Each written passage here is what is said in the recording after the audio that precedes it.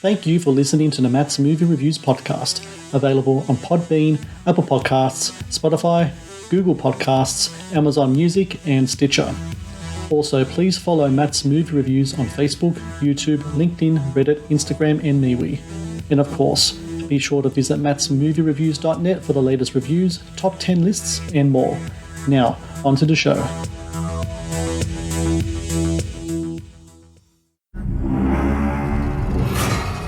Why did you go there? I told you, it was not safe. Do you know these people? The man, he is her son. He helps. The woman, she practices the old ways. She's a bruja. They don't believe they can let you go. They have seen something inside you. A demon.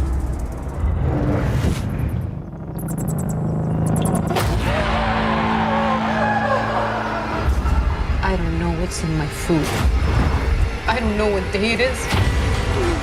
You can't understand what you see now. This is insane. This isn't you. It's what's inside you.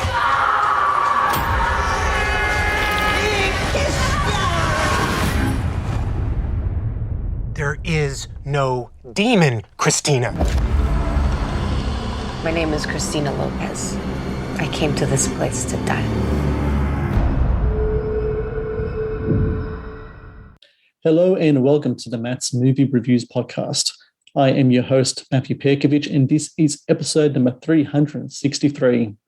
Releasing August 25 on Netflix is The Old Ways, a horror thriller set in Veracruz, Mexico, where a reporter investigating tribal culture is kidnapped by locals who believe she is demonically possessed.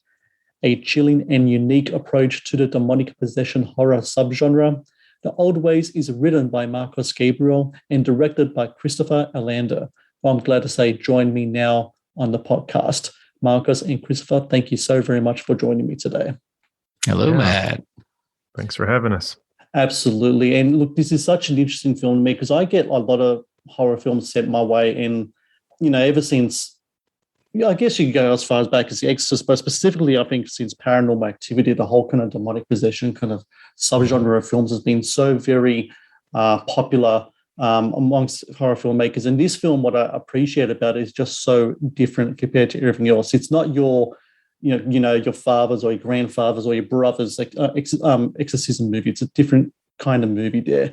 And Marcos, I want to ask you first, how did that approach, that kind of wanting to do something fresh, how did that kind of come about, specifically in regards to this type of subgenre of horror films?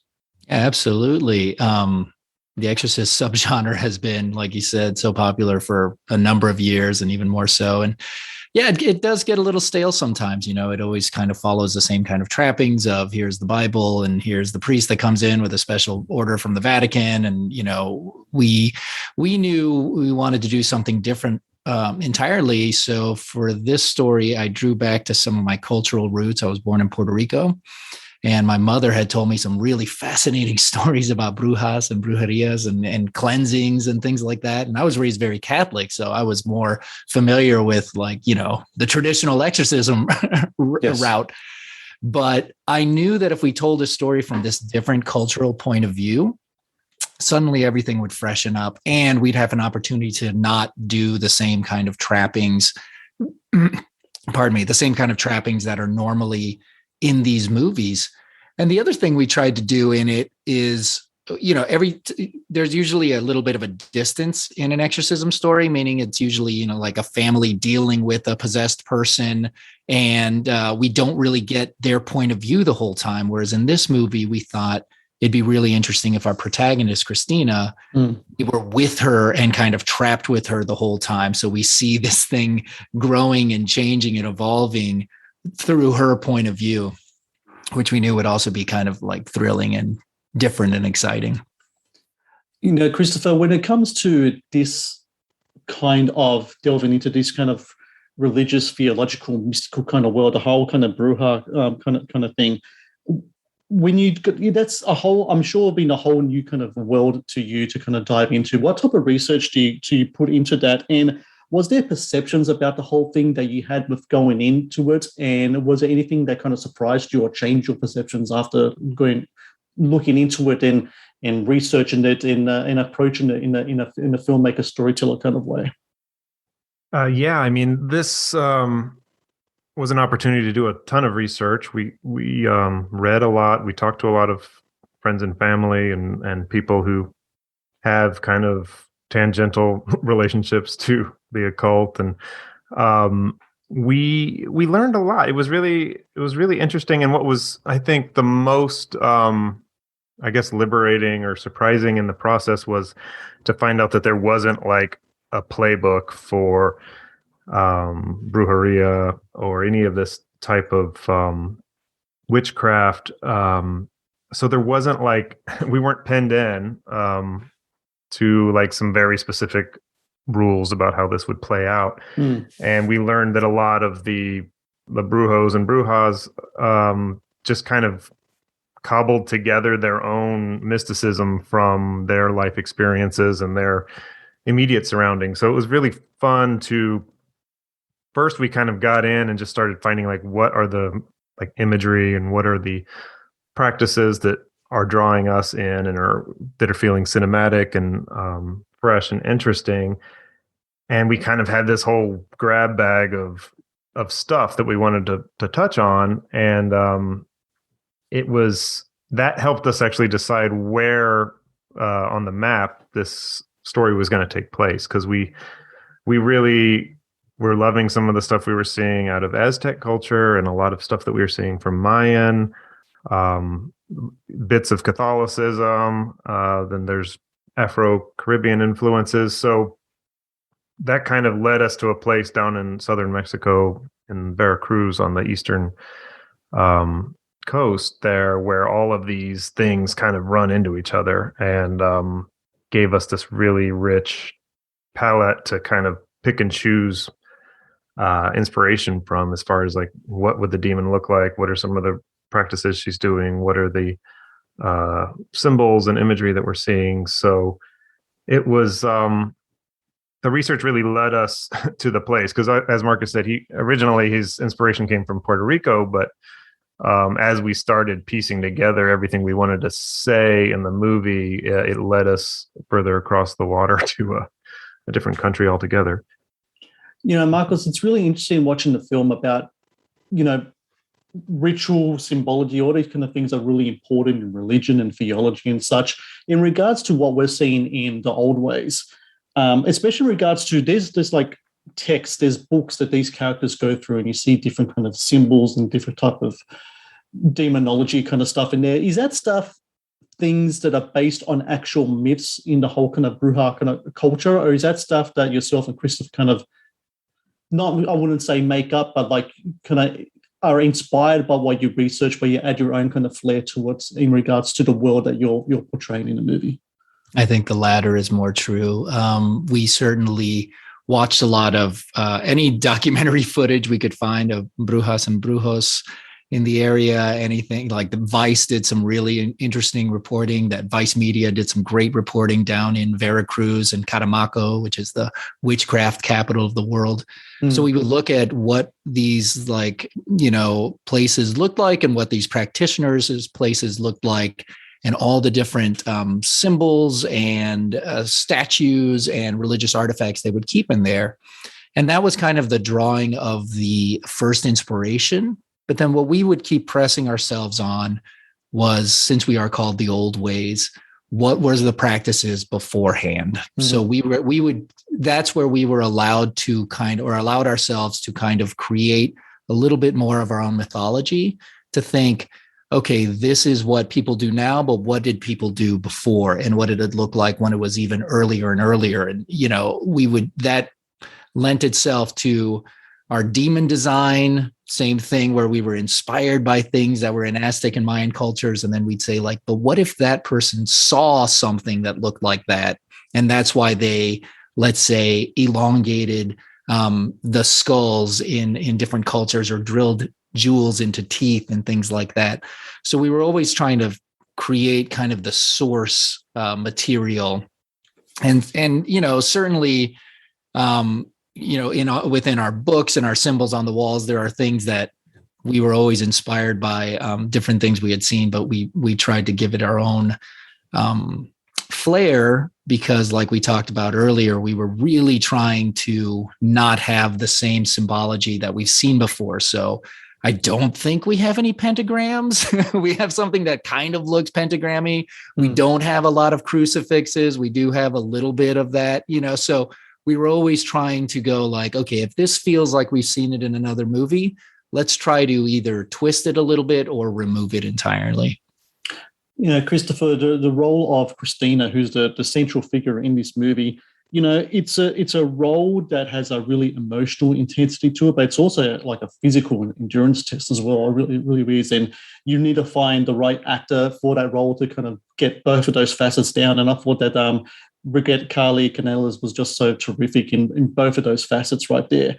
Was it easy to try to cast that, considering what is needed to pull that off? Because I'd imagine that, reading the script and then all of a sudden, it comes across, snakes slithering across their body while bound to the floor would be something that might be a bit of an obstacle in regards to casting someone right for the role. And how did it come about that Bridget was a person that you found for that role? Yeah, I mean, you really zeroed in on it. It was super difficult to find her. Our casting director, she brought in a bunch of really amazing people for all the other roles. I mean, she brought in lots of amazing people across the board, but like our first day of getting to come in and see the people in person, we found everybody else. It was clear as day when we found the Miranda character and the Avi character and Luz, the bruja. And it took us months to find who Bridget ultimately came in, because of what you're saying there. Like there was they'd do one scene and it was amazing. It would be super, super emotional and raw and great. And then you'd get to some of the more kind of tougher side of her personality and or the very physical side, and maybe they wouldn't be able to deliver on that, or we'd find someone who vice versa. And we had our whole team of producers and writers that we would all kind of vote every time, and we could get all but maybe one person on board with a couple of different performers. And we ended up having to push the movie shooting date 2 or 3 times because we couldn't find the right person. And it got to a point where we were going to have to push it again, and that might have actually killed the movie, because we were kind of getting close to what they call pilot season here, where all the actors disappear and they're making TV shows, and all the crew disappears because they're working on these pilots, and we had people on hold, and they can't just not work forever. So we were scared that we were going to lose it. And then in the 11th hour, she came in and really blew us away. And then I just started giving her other scenes in the room that I think she'd read the whole script, but she hadn't certainly. She's very, she prepares a lot for everything. Like she's very committed and she has like a very strong work ethic. So it kind of threw her for a loop where I was like, oh, do this scene now and do this scene. I was like, and I was trying to tell her, I was like, I know you haven't rehearsed this. I'm excited. Let's see if we found the right person.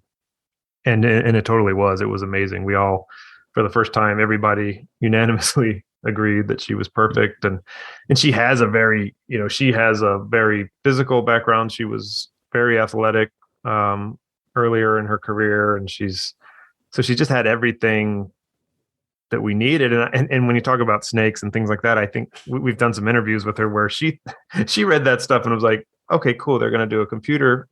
Yeah. Computer's going to do that. Right. And no, we, pulled out real snakes on the day. And, but she was game, for everything. She was very, method, if you will, I guess, when it came to the more challenging, physical things. Like our art director or prop master would design special ropes for her that had Velcro so she could get out easily and all this stuff. And she would send them away and say, no, just tie me up for real. I don't want to pretend. I just want to fight it. I'll let you know if I'm having a problem. So time and time again, she did that. Like we had, there's this whole thing at the beginning where they're pouring goat milk down her throat out of a giant jug. And we had, because we also had a lot of time because we were waiting to find the right actor. We had a lot of prep time, consequently. So we had devised all these different contraptions to simulate pouring goat milk down someone's throat so it wouldn't be, dangerous or anything. And she was just like, no, just do it. We'll just do 2 takes, but let's just throw it. Let's just do it. And we're like, are you sure? That seems, she's like, no, let's just do it. Although, it had to be like almond milk, but otherwise it was, it was totally real. So she was we got really lucky finding her and, that the schedules lined up and everything. And just hit the ground running. We didn't have any rehearsal time really with her because it was like 4 days later or something after we cast her that we started filming. And we got really lucky. I think we found someone who's about to become a big star, and I hope everybody agrees when they see her. The Matt's Movie Reviews podcast is brought to you by 80s Tees.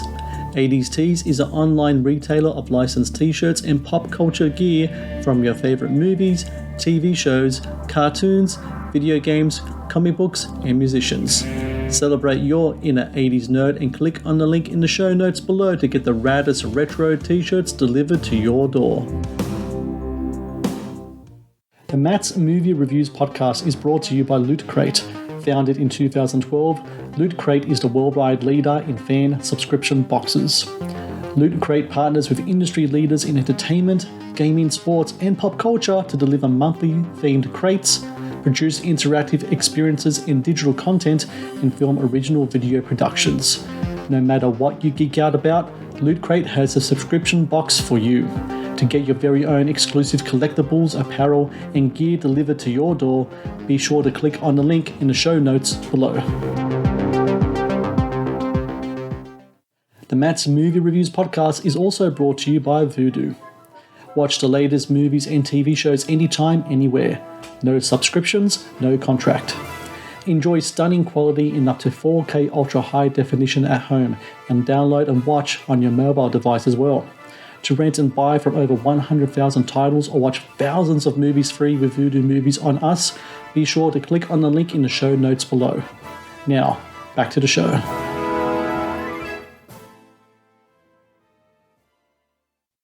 Her star is definitely ascending. I can definitely see that because all the work she's doing with all Star Wars stuff as well and all that. And I think when this movie hits on Netflix next week, a lot of people are going to be talking about her performance. I can see a lot of social media. I can envision a lot of social media chatter in regards to specific scenes. And one of those scenes is, we mentioned already, the whole kind of snake scene, amongst other kind of ritual scenes in the movie. And, 363 episodes in, I haven't had a chance to ask a filmmaker yet, what is it like to direct snakes? I've had all different types of animals, dogs and etc. Can a snake be trained? Is a snake handled to a certain way to make it do what it needs to do, or is there another element to the whole kind of thing? I was surprised, because I have worked with lots of animals and have learned how, what isn't possible basically, and how to kind of come in prepared enough to deal with the X factors that you're going to get from a non-human. So we did a ton of prep for the snake scene. I had drawn everything out with our storyboard artist, or maybe myself, I can't remember. And the cinematographer and I had filmed it with rubber snakes and our first AD, and we had done everything we could with the understanding that, like, here's what we wish would happen. Here's what Marcus wrote. Like, the snake slides over here, goes over her leg, it licks the blood, it comes over her, knee. All these things that we wish would happen. And then we kind of came up with a B plan of like, well, when that fails, here's how we're going to shoot it, and we're going to cobble it together in post, and we'll have this backup plan. And the guy showed up with the snakes, and they did everything we wanted. I mean, they basically just go from point A to point B, and he kind of prods at him with his finger to kind of get him to keep going. But they did everything we wanted exactly how we wanted. It was, for us, actually one of the easiest, because we had done a lot of prep. It was actually one of the easiest days, because it's like the camera really wasn't moving that much because she was tied to the floor, and the snake guy was doing his thing, and we had the game plan, and we kind of were watching the monitor just in shock that it was happening exactly as scripted. I mean, to the letter. It was really exciting, and there's no computer help at all in that scene whatsoever, and it's all real, and the snakes are really doing what we wanted. And the guy showed up with these snakes. I think he had 3 or 4 of them, and he was like, okay, well, I'm here. I've got bad news though. The biggest, best snake that we have, she started molting last night. So all of her skin looks normal, but her eyes are the first things to kind of go, and her eyes had turned white. So he was very apologetic about these guys. I've got 3 or 4 more. They're all great, but this one, I was hoping we could use this one because it's the biggest and whatever, I don't know, most well-trained snake, I guess. And we were like, oh my God, that's the best news we've ever heard, because our bruja has a white eye, and you'll see in the movie, there's like a lot of white eye stuff. And we were like, that's the best news we could have ever heard. Like, let's get that snake on camera right now. So yeah, just a lot of fortuitous stuff with these snakes. It was pretty awesome. And she wasn't like, she didn't have a snake phobia or anything, but Bridget didn't have any experience with snakes, and she had been raised like the rest of us to believe they're scary and dangerous. So it was kind of nerve-wracking for her, and I was prepared to have her meet the snakes beforehand and pet them and see that they weren't poisonous. And she didn't want to see them at all before the scene. So when in the movie, when it first touches her hand, that's literally the first time she saw or touched the snake, and we have that footage in the cut, and I feel like it's pretty convincing, pretty real. Look, I hate snakes, so I was like, yeah, I wasn't coping, to tell you the truth, but it's a great scene, and just how it came out, it was just absolutely terrific. Marcus, there's something that really kind of struck me when watching the film, is that, the whole kind of the horror element and the supernatural element is really important, but I think really the cultural element toward all as well, especially in regards to the character of Christina, in that, the character is born in Mexico, but she's basically made in America. She is a modern American secular woman. The traditions of the old country and whatever didn't rub off on her, to the point where when she returns back to her homeland, she doesn't even speak the language at all. Like her Spanish is just like, not that strong whatsoever. And I think there's a lot of people that can relate to stuff like that. Like I myself, my parents were immigrants. They came to Australia in 1969 from Croatia. They made sure that we know our background and our history, and they talk the language, but I'm not the best at it, to the point that when I went back to Croatia a couple of times, I had no idea what people were saying to me, and I kind of had to learn on the fly, And I think that stuff's like will strike a nerve with people. Did you go through a similar yourself? Like you said before, you're born in Puerto Rico, but I imagine a lot of your time was spent in the States. Did you yourself had to go through that sort of thing in regards to traditions, in regards to language as well? The same kind of stuff that I was talking about in regards to my own personal experience, and also what Christina, the character, goes through as well in regards to her own connection to her homeland.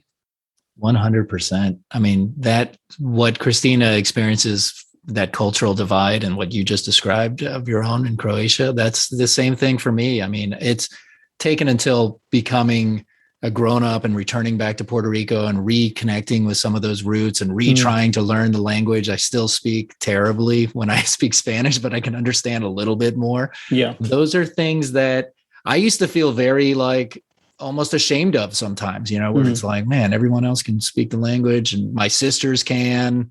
My parents could, obviously, and I couldn't. And for a while, I thought, I think I'm the only one who's like this. And then, when I was a kid, and then as I grew older, I realized, there's lots of people who share this same story from a lot of different places.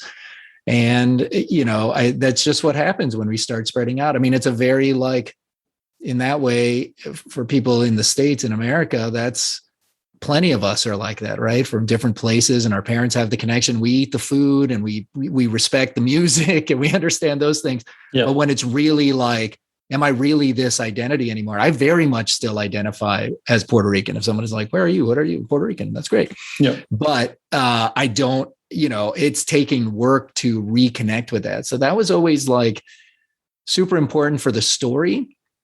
And sometimes when I wrote it, I was like, are people going to, actually, we got that note from some people who were like, it's not believable that she would have been from Mexico and not know Spanish anymore. And I was like, yeah, it totally is. Yeah. You just don't like, I know it's hard to believe, but it's once you're kind of wrapped around a different culture and everyone else is speaking English around you or different languages around you, then it is possible to kind of lose that. So we were trying to really explore just the healing that can be found when you reconnect with people who know you from back then. So Miranda is Christina's cousin, and it's someone that, they have a bit of a not contentious relationship in the beginning, but they're a little distant. But there is a healing that's found in family there. There's a healing that's found in other people who share and understand your culture. And that's where she really starts to grow stronger and gain a lot of power in rediscovering that. Yeah. You guys made this movie through Soapbox Films, which is a production company that you both made, and that's been around for, I think, like early 2000s now. And you guys do a lot of different stuff, films primarily among them. And I've seen a few of the other productions you guys have done, Mortuary Collection, The Wind. Both films I really enjoyed just as much as I like The Old Ways as well. When it comes to philosophies in regards to how you approach your filmmaking through Soapbox Films, so far from what I've seen from your movies is genre-based. Horror specifically, is that where you're going to going forward with in regards to the films that you want to make as well? Is that the kind of philosophies you want to go forward with? Is that the films that you want to promote and make through your production company? Yeah, I mean, horror really these days is kind of like the last one of the last ways that we can get adult drama into theaters or in front of people, especially independent. On the scale that we've been making these films, which hopefully will get larger and larger over time, and we can get broader and broader audiences. But Marcus in particular has got a very deep background in horror film love, and I love almost anything that's got a kind of a world building or supernatural or fantasy element to it. So that fits really nicely into the horror and thriller world.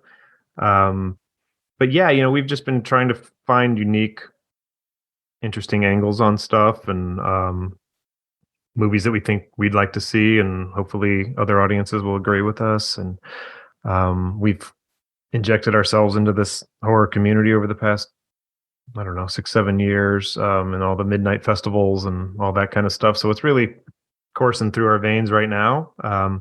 But we also we produce projects for the Muppets, and yes.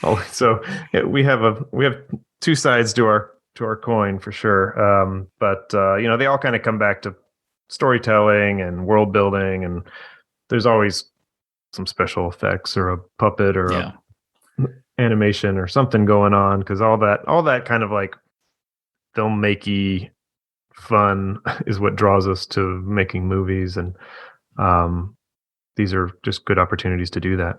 Yeah, I mean, that's really like why we're attracted, or why I'm attracted to these genres, horror and sci-fi and things like that. It's just like everything, when you're a kid and you're dreaming about making movies, it's all of that is like in that movie, right? So it's like props and visual effects and world building and like really just incredible cinematic things that are possible.